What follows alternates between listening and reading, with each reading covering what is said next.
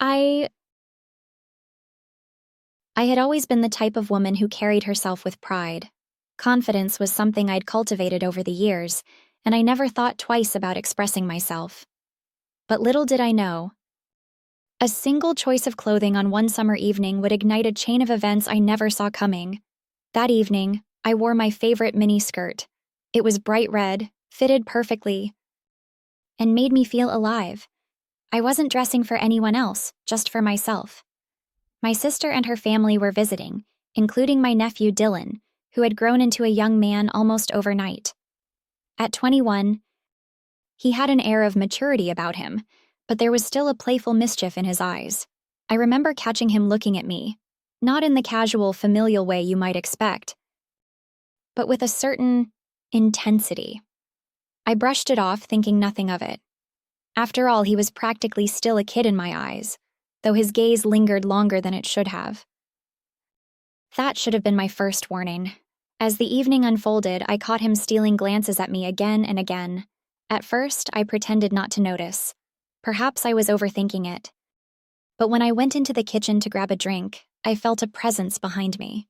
Turning around, there he was, standing far too close for comfort. "Auntie," he said, his voice low, almost hesitant. You look really nice tonight." There was something in the way he said it that sent a shiver down my spine. It wasn't just a compliment. It carried a weight, an unspoken tension that neither of us acknowledged. "Thank you, Dylan," I replied, keeping my tone light, trying to shake off the unease. But as the night wore on, his actions became harder to ignore. It started innocently enough, or so I thought. Every time I turned around, he was there, offering to help, fetching things I didn't ask for, finding excuses to be near me. I told myself it was harmless, but deep down, I knew there was something else at play. Later, as everyone gathered in the living room, I excused myself to change into something more comfortable. I needed a moment to breathe, to gather my thoughts, but as I stood in front of the mirror, I heard a soft knock at the door. Before I could respond, Dylan's voice came through.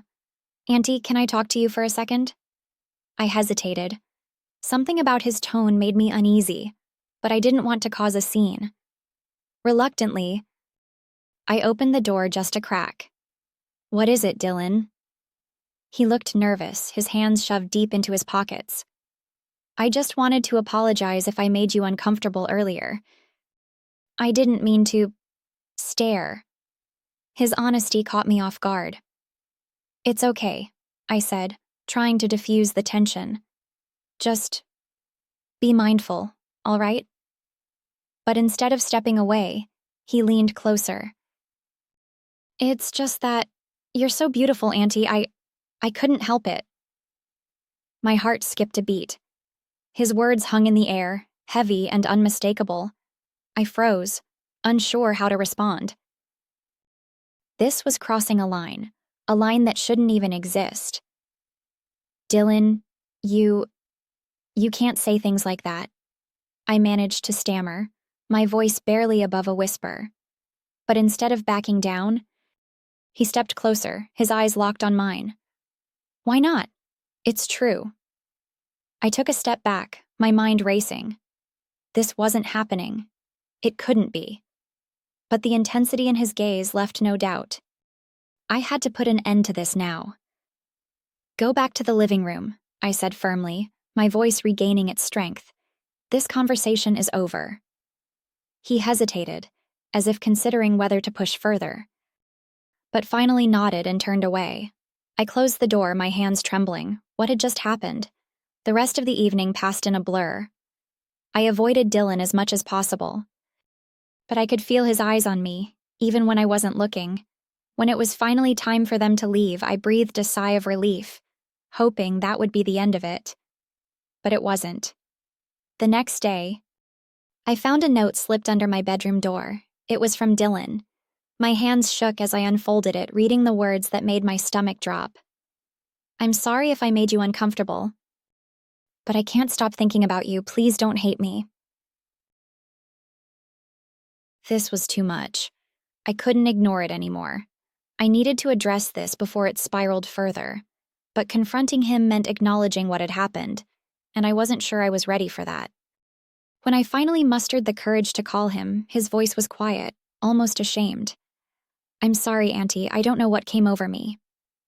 "Dylan, this has to stop," I said firmly. "Whatever you're feeling, it's not right. You're my nephew, this can't happen." There was a long pause on the other end of the line. Then, he whispered, "I understand." I wanted to believe him. But a part of me couldn't shake the feeling that this wasn't over. And I was right. In the weeks that followed, Dylan found subtle ways to stay in my life. He'd text me under the guise of casual conversation, but his messages always carried an undercurrent of something more. I tried to keep my responses neutral, but it was exhausting walking this tightrope. Then, one evening, he showed up at my doorstep unannounced. My heart sank as I opened the door to find him standing there, a nervous smile on his face. "I just wanted to see you," he said, his voice soft. "I promise I'll behave. I miss you." I should have turned him away. I should have slammed the door and ended it right there. But something in his eyes stopped me. He looked so lost, so desperate for connection. Against my better judgment, I let him in. We sat in the living room, the silence between us thick with unspoken words. I tried to keep the conversation light, but every glance, every movement seemed charged with tension. And then, out of nowhere, he reached for my hand. "Dylan," I said, pulling away. "You need to leave." "Please," he pleaded, his voice breaking. "I know this is wrong, but I can't help how I feel." "This isn't about how you feel," I said, my voice firm. "This is about boundaries. You're my nephew. This has to stop." Tears filled his eyes as he nodded.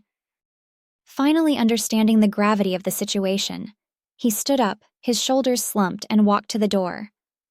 "I'm sorry," he whispered before stepping outside.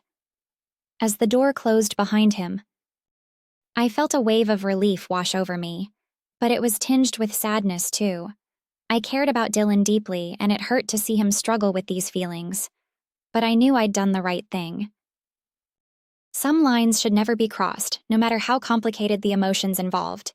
In the end, I hoped this would be a turning point for him, a chance to grow and move on. And for me, it was a reminder of the importance of boundaries and the strength it takes to uphold them, even in the face of difficult emotions.